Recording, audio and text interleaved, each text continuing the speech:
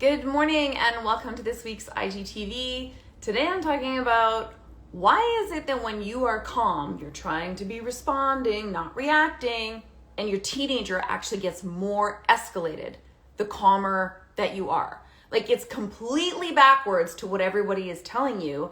And it's super frustrating because you're doing all the things or you're doing what you're supposed to do, but it's actually making things worse with your teenager and not helping.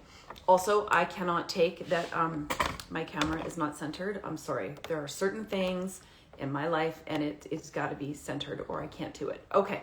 So, I want to talk about this today because I think there's a whole group of teenagers and like parents who are experiencing this and there's no answers. I think they're just being told like more and more, well, you just gotta like be more empathetic and you just gotta like, be more respond and don't react. Like you just have to do more of what they're already doing. And it's not being helpful.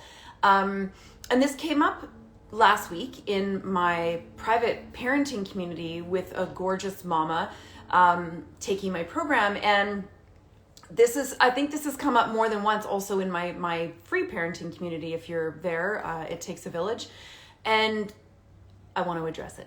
So let's dive in, shall we? My name is Allie Payne. I am a certified life coach, certified relationship systems coach. I have been supporting, empowering parents of tweens, teens, and young adults for the last 17 years to end the emotional blow-ups, the painful disconnection and stressful silences, to build healthy and lasting relationships based on mutual trust and respect with more open, honest conversations. And I come at this from, I was a very, very troubled, angry teen. I did all of the things, all of them. And have spent decades in therapy, and I've also raised two human beings who are incredible young adults, one of whom has autism spectrum and ADHD. So there's been a heck of a learning curve and healing in my own journey, along with all of my coach training and certification. So if this is something that you're struggling with, I just want you to know that you're not alone, because I think the parent shaming is bad enough, like telling you that you're not getting it right is bad enough but when you are like specifically trying and you're like using the tools and it's still not working, that's even more frustrating.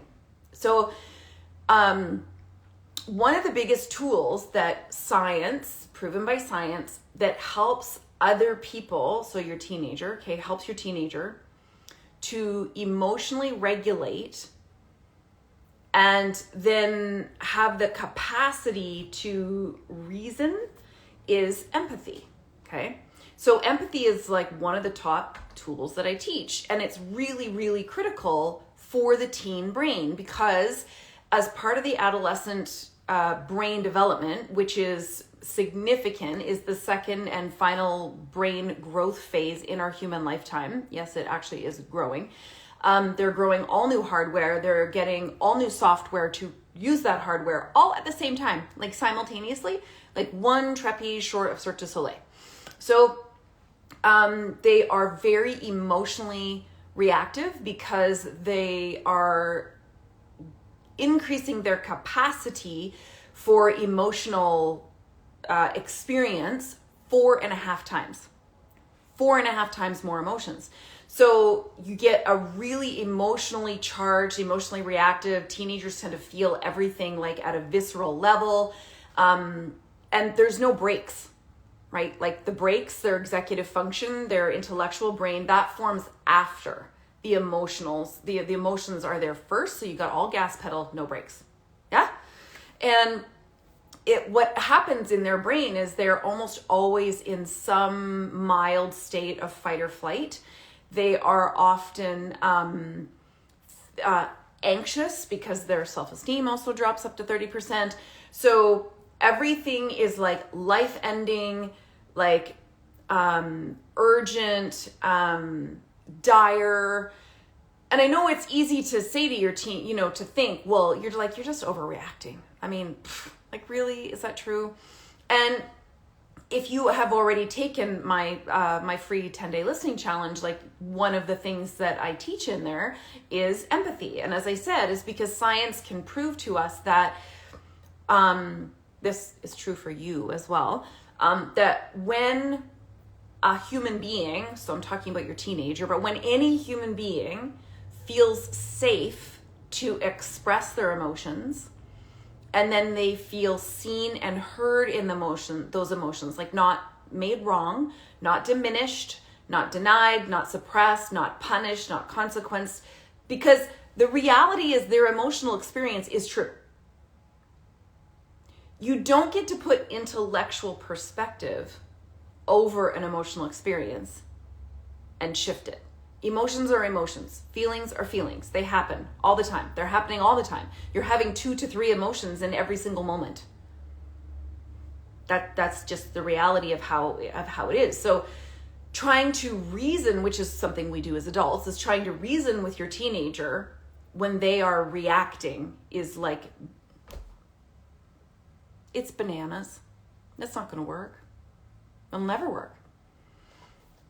So then we go to this tool called empathy, where empathy is about, so Dr. Brené Brown's definition of empathy is believing your teenager's experience as they experienced it, like believing their emotional and experience, their feelings as they are experiencing it, not as you would have experienced it or believe it to be true, even if you didn't have that experience yourself. Okay? So it's believing their emotional experience in that moment as their truth, because it is. Okay? So you go to use empathy, but your teenager escalates. And you don't want your teenager to escalate or it's like throwing Jell-O at the wall and expecting it to stick. Oh my gosh, I love you, Southpaw. I've missed you. So you're wanting to use regulation tools around your teenager because they're often dysregulated. They don't have actually emotional regulation skills because their executive function is informed. And we now know it won't fully form until they're 28. It's not going to take until they're 28. I'm just saying it's a process. Okay. It's a process. So that's, I guess, another thing is like, don't expect them to be like, they're not a miniature adult. They're not a miniature adult. So you're using regulation tools like remaining calm so that you are the calm in your teenager's emotional storm, which actually does build safety. And that is important. Okay. That when your teenager feels like all the emotions they're having are so frightening and big and overwhelming, which is very common. Because by the way, nobody told your teenager, nobody told them. Like in sex ed, everyone's telling them what's happening from the neck down. Nah. No one is telling them what's happening from the neck up. No one's saying, oh yeah, you're going to feel so overwhelmed by emotions that you're going to think you're going crazy, you're drowning, you're broken, there's something wrong with you. These are sentences that teenagers say to me when they message me. Okay? Because going from increasing your emotional capacity 4.5 times, trust me when I say if this happened for adults, there'd be good drugs for that. Okay? And as that emotional capacity is exploding, your teenager your teenager's not like a cell phone. Like you don't plug them in at night and they just get a software update, and now all of a sudden they can speak to you like an adult and they can effectively articulate their emotions with this new 4.5 times increased vocabulary. Pipe dream. Also biologically, physically impossible. But this is where you come in, right? Is helping them build this emotional vocabulary so that they can more effectively express you. But in the meantime, they're full of emotions and they are expressing them all over the place. So as you go into a regulation technique, when your teenager's in this really big emotion and you want to be the calm in their storm, you want to be the safe place for them to express emotions with boundaries. Yes. Not by shutting them down, denying or suppressing those emotions. No, but like name calling and, like I'm not like no free reign. Like we're not talking about that. But you're wanting to be the safe anchor for them in this emotional storm, so they're more willing to share with you, because we also know that the more that your teenager feels safe to express and explore those emotions, actually the more regulated as a human being they will become. Not like will be instant. It's not like an overnight thing, but they will become a more emotionally regulated human being by being allowed to be dysregulated, which is part of the teenage brain. They can't help it. So you're trying to be the calm in the storm. They're having like an emotional storm or something, which is frequent for teenagers. And they don't always know why they're feeling what they're feeling. So asking them why they're feeling or why they're feeling what they're feeling, not helpful. Empathy does not involve agreement or understanding, actually. You can look up the definition. You don't need to agree with what they're feeling because you would have experienced things differently, and you don't need to necessarily understand. So asking them, thank you, AI, for the balloons.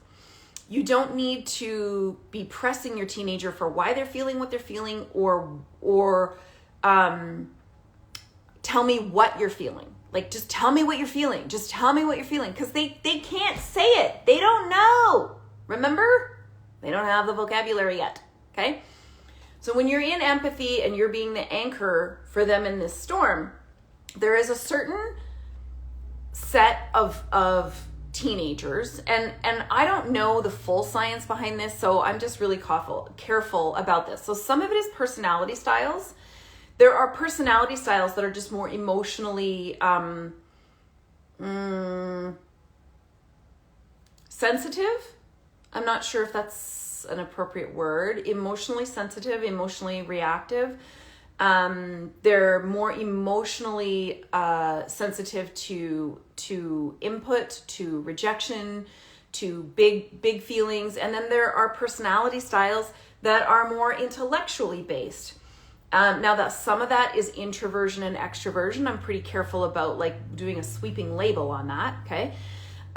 There is also neurodiversity that is involved in why your teen might be exploding when you are trying to be really calm.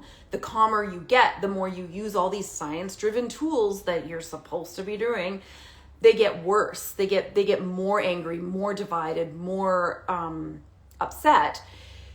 There is some neurodiversity involved in that has to do with ADHD. I'm not saying your teenager has ADHD. I'm just saying that rejection sensitive dysphoria, RSD, rejection sensitive dysphoria can play a role in this, because when your teenager is really big and escalated and you're being like all calm and like empathetic in the proper way, the way you're supposed to, that can actually amplify the experience of rejection for rejection sensitive dysphoria. And I'll explain that a little bit more in a second. And there's also, so it's personality style, it's somewhat neurodiversity. It can also be love languages and needs. Like, remember, so the teenage brain is so hypersensitive that they know what you're saying beyond your words. Like, the teen brain is so tuned in to your body language, your facial expression, your tone, that the words you're using are like 3% of what their experience of you. It's 3%. That's how tuned in their brain is, and why also they're more reactive. So, no yelling, I love you, probably won't work, but maybe. Good. That's, we're going to go there though. Okay. So let's walk through an example of this. So So let's say, oh, I know, I love your jokes. So let's say if your teenager is really reactive and you're doing all these empathy skills that you're supposed to do, right? To let your teenager know that you hear them, that you believe their emotional experience as they experienced it, and that yes, like I hear and see those feelings. But they're getting worse. Here's part of, I think, what happens. And I definitely would say I felt this a bit as a teenager. So I have ADHD, by the way. So I have a low frustration tolerance. I am more reactive. I can be emotionally more explosive, like not unhinged per se. I'm an more emotionally driven person. Personality style wise, I'm more on the emotion side of all personality tests.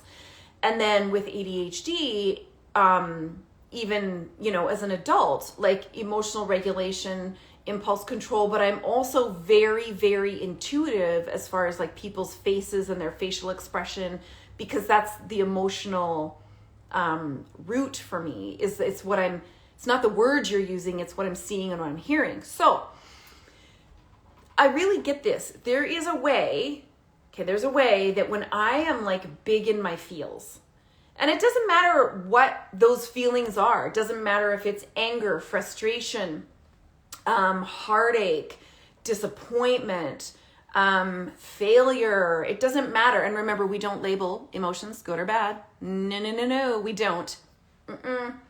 All emotions are human. So yeah, let's park right there. All emotions are human. There are emotions that might feel more challenging. So maybe we'll just call them challenging emotions. Dr. Mark Brackett does that. When your teen is in some really big and challenging emotions, there is a way that when you show up using empathy, which you're supposed to do, and you're calm because you're trying not to react and engage with them because you don't want to escalate, because again, so much science shows that when you engage with their escalation, now you have a problem. So here you are doing your best to not engage, but witness, be present to and witness, but not engage with their escalated emotions. And they get more angry because I think, here's the way I tried to explain it to this parent in one of my programs, is that if I'm way up here emotionally, okay, and I'm a really emotionally driven person, and I see you coming in down here using all the skills, regulation, calm, empathy, blah, blah, blah, there's too much of a gap for me. So I actually feel abandoned in this big, uncomfortable, challenging, maybe, well, especially for teenagers, really scary, overwhelming emotional place. I feel like you are emotionally abandoning me in your calm. So I feel, even though your words are saying, I see you, I hear you, your feelings are normal, great, your calm tone, because remember, teenagers are not just hearing your words. That's only 3%. It's your tone, your body language, this super regulated persona that you have around me feels like emotional abandonment. What it feels like is you're not meeting me enough where I'm at.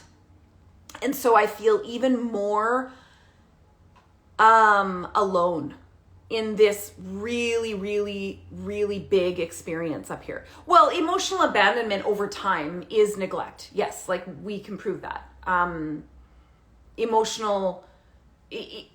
It's a thing.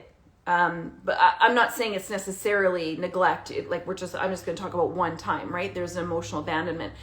Is that your emotional space is so far from where I am up here being super escalated that even though you're using all of the right tools, I feel so alone and afraid and up here in my emotional experience that what you're doing, your words and your behavior are actually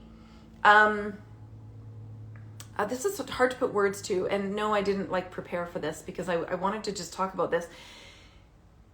I feel judged. That's it. Yes, that's it. I feel judged, which is crazy because here you are doing all the things you're supposed to do. I will keep saying that and putting it in quotes. I feel judged when I'm way up here and you are, in my experience, you're too far away from me emotionally. I feel judged. I feel like even though your words are not saying it at all, your response to me, the level of calm you have to me is saying all the things that you're not saying, which you don't even believe. Saying like, you're overreacting, you're being too much. So it's weird. It's like I'm more triggered into all of my insecurities about being too much, being too big, you're being like, oh, you're being a flake, you're overreacting, you're being too sensitive. I actually feel like all of those things are being said to me, even though that's not all what you're saying. So then your teenager's experience, might be what you're getting, is your teenager escalates even further. And it doesn't make sense because you're doing all the things, because they get defensive. Because now, thank you AI for the thumbs up. So now they're getting defensive and you're like, I'm sorry, what? How is this possible? Like, I'm literally doing the things, like scientifically proven. I'm doing the things that are supposed to help regulate you. But instead of what I'm doing as a regulation tool, you're freaking out more? What? I'm seeing this happen more. Now, I'm going to go back to the part about ADHD and rejection sensitive dysphoria before I go to the tool, okay? So rejection sensitive dysphoria is related to ADHD and autism, and it is part of the impaired wiring in the brain in neurodiversity, such that any form of rejection, not just the word no or a boundary, any form of what feels like rejection, my own, like your teenager's perception of rejection, okay, escalates them further. Now it is RSD, rejection sensitive dysphoria, is signaled by actual physical pain. They physically feel pain in the face of rejection. Rejection can be anything from feeling like you're not as good as your friends, feeling like they are left out, a parent saying no, a parent setting a boundary, anything where they feel less than, judged, criticized, which they're hypersensitive to. Now remember, teenagers are also hypersensitive to that as a whole. So you've got like that times 100 when you get RSD involved, okay? And so this is another way why all of these tools, the things you're supposed to do, might not be working and your teenager is escalating even further. And eventually, and this is what this mama was telling me, eventually, because in spite of everything you're doing, all the right things, your teenager's feeling more and more and more disconnected. So their pain, which that's always usually the underlying, right? Their pain is becoming amplified in their anger, disdain toward you, hatred even, which is what this young lady, this young teen girl is doing, is her hatred or anger toward her mother is building, and she is saying it. I want nothing to do with you. I hate you. I don't want to spend any time with you. And yet this mama's doing all the things. So this is my hunch, and this is based on my own experience. This is what's going on, is that if you have a teen, and by the way, this young girl does have ADHD, okay? So very likely she also has some version of rejection sensitive dysphoria. But what I said to this mama is, okay, the emotional gap between the two of you when you are responding and being calm relative to her escalation is too big for her brain to come down to you. It's too big. So in that space where it's too big of a gap, she's feeling emotionally abandoned and alone in these already overwhelming feelings. And even though your words are saying, I see, hear you, and yes, she's not, no, she's feeling more and more judged and alone and pushed away and disconnected. So what I said to this mama is, and this is a tool that I actually used with my kids when they were young. I've tried to find some research. There's a lot of research on it, but it's hard to find one that isn't like therapy based, which is like super, that's not going to work for your teen. So I'm just going to tell you what I did with my teens, okay? With my kids. So the tool that I want to talk to you about is emotional mirroring. I think that there's a way, I know that there's a way you can offer empathy and be the calm in their emotional storm while they're up here being super escalated, where you're not engaging in their escalation, but you're perhaps doing a better job at relating. I shouldn't say doing a better job. They are perceiving you're doing a better job at relating to their emotional escalation. So that the words and the tools you're using are actually landing. So emotional mirroring is often used in therapy, and I'm going to tell you, do not. We're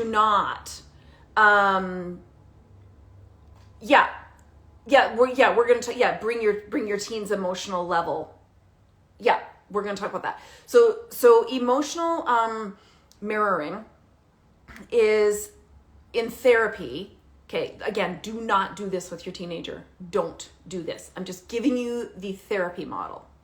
Would be if you say to me, I feel really angry about the way my teenager treats me. And I'd say, oh, it sounds okay. So you're feeling really angry. Tell me more about that. You're feeling really angry. Tell me more about that. Now, don't do that with your teenager because that will not work, okay? This is between two regulated adults. Don't do that. Or if you were really escalated in front of me and I'm like, wow, it looks like you're really upset. Tell me about that. Be careful of that, okay? Because teenagers think it sounds like super cut and dried and they just get annoyed.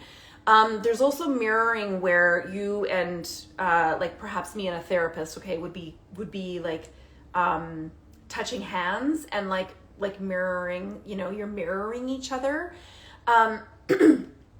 It's a visual behavioral way of having someone see, hear, and know your emotional experience that is so much more than just words.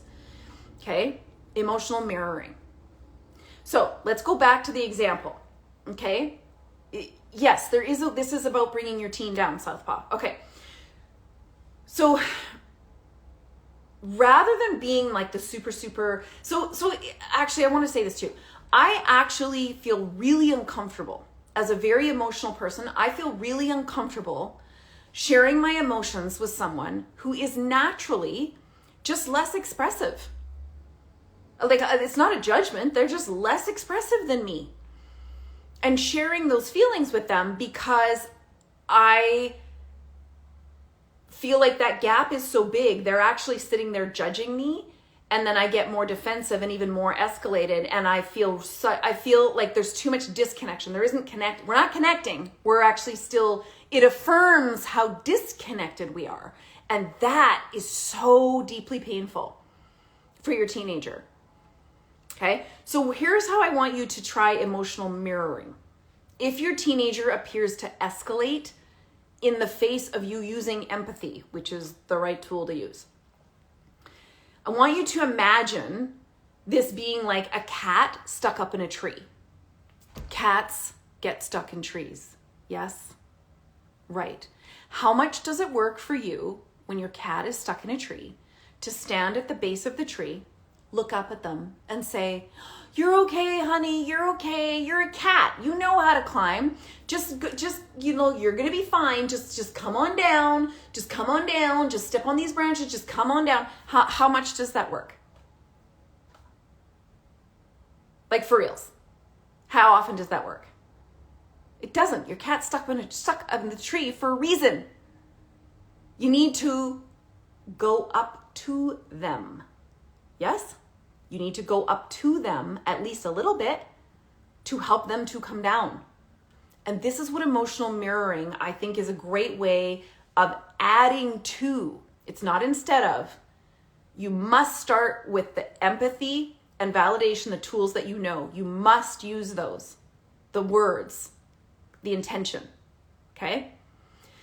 But when you add emotional mirroring to it, what happens is you are more animated. I want you to be more animated. I want you to mirror, not engage with, can't say that enough. I want you to mirror a little more of what your teenager is expressing, okay? I want you to mirror that. I want you to use the same words, all the empathy tools you're using, but I want you to show in your facial expression. If they are crying their eyes out because they're in deep pain, I want you to show deep pain on your face. What would deep pain look like on your face? I want you to change your tone a little bit to match some of their volume. That's emotional mirroring.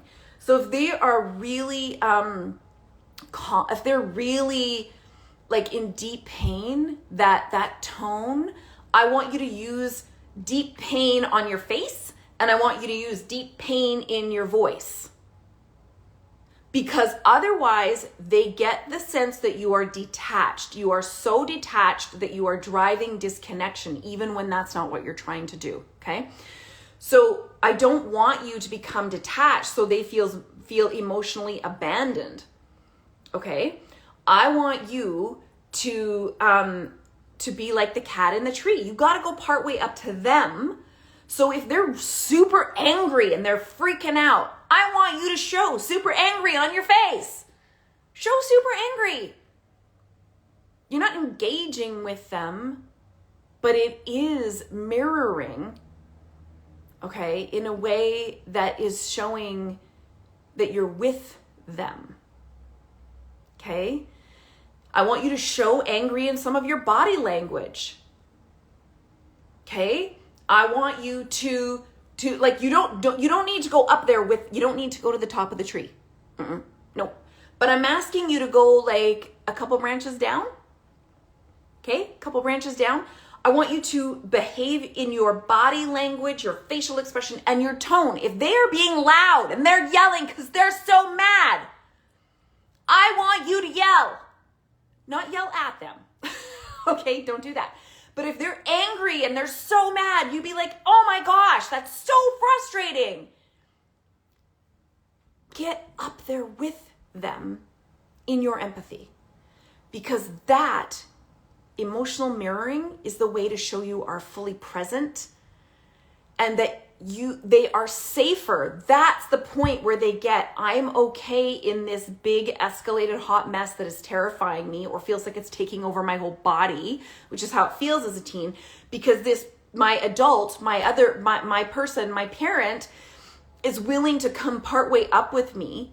So I feel absolutely no judgment up here about being overreactive, oversensitive, being stupid, being embarrassing, because you're making it safe for me by coming to me. Come to me.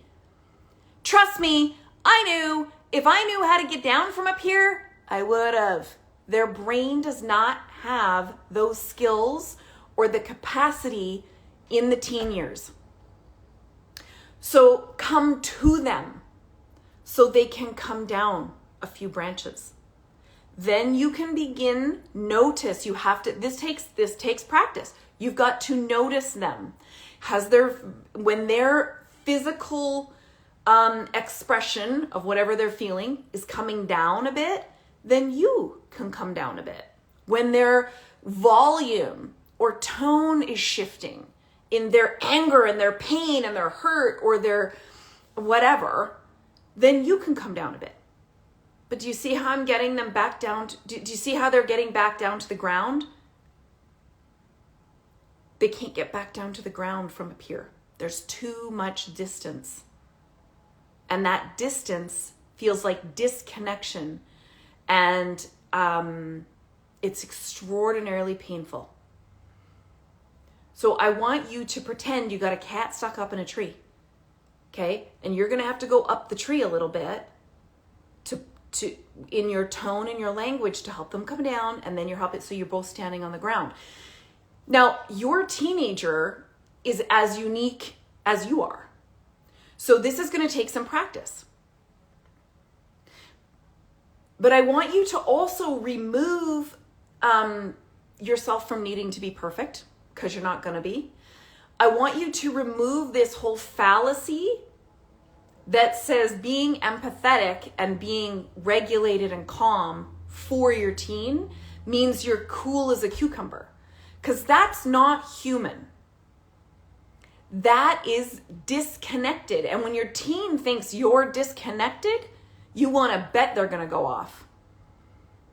Because what this ultimately is vulnerability. Are you willing to model vulnerability? Because your teenager's already in a very vulnerable place.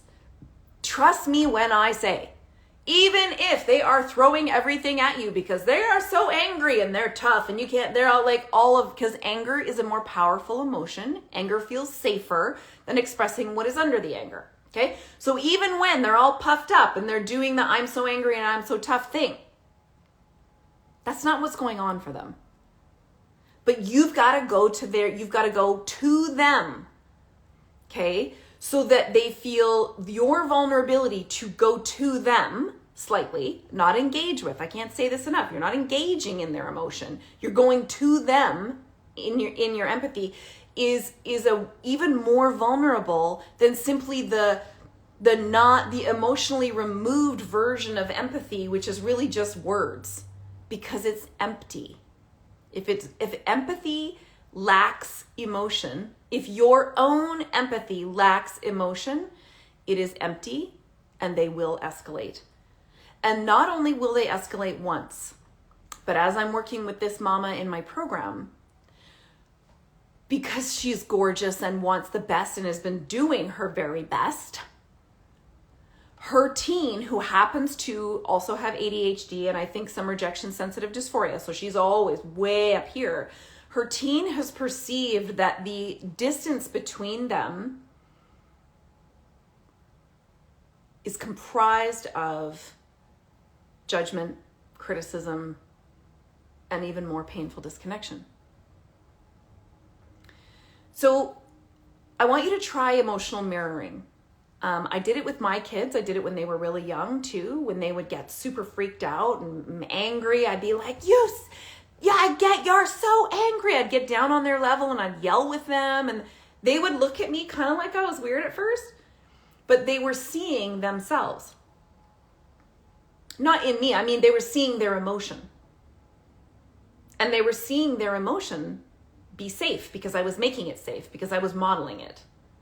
So it was safe. So they didn't need to feel unsafe in their overwhelming anger because I was making that anger okay. Now, we were not hitting things. We were not throwing things. We were just being in it. And so it was safe to express it. So then they would come down faster. Okay? So your tone and your behavior has to come down when they come down. And this is going to take some time for you to practice. What does that look like and sound like for your teen in a way where they don't feel like it's condescending?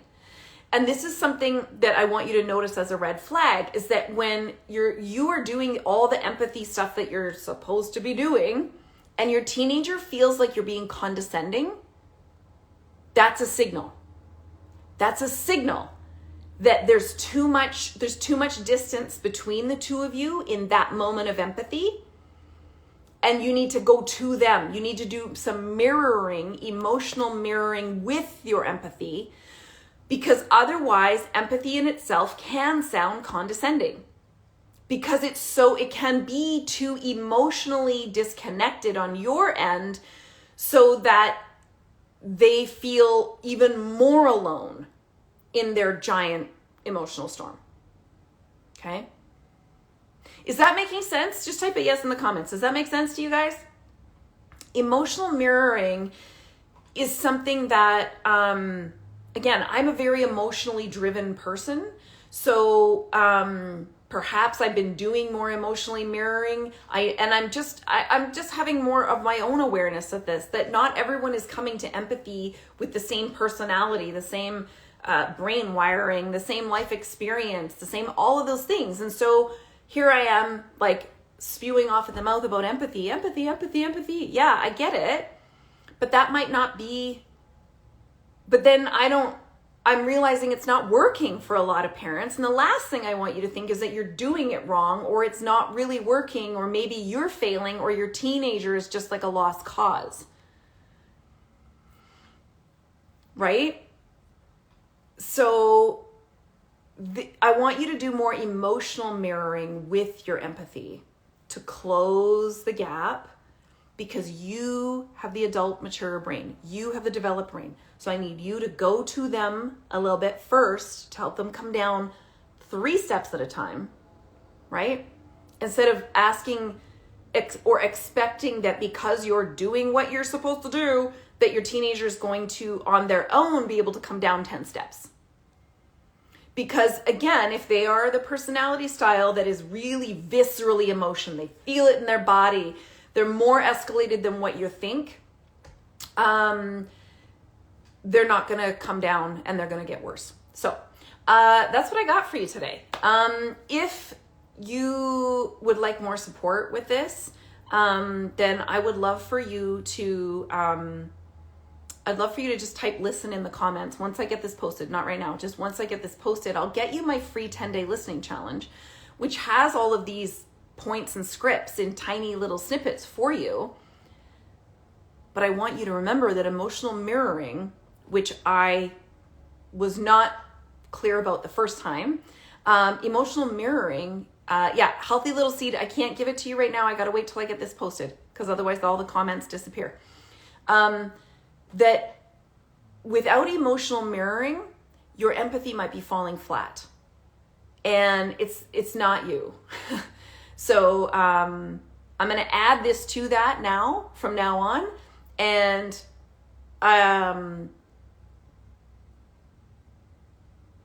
this I think is the missing seed to all the empathy that you're already doing, and you're already doing a great job at. So thank you for watching. I will see you in 2 weeks' time, back here on Thursday morning, talking about all things parenting teens. In the meantime, I'd love your comments.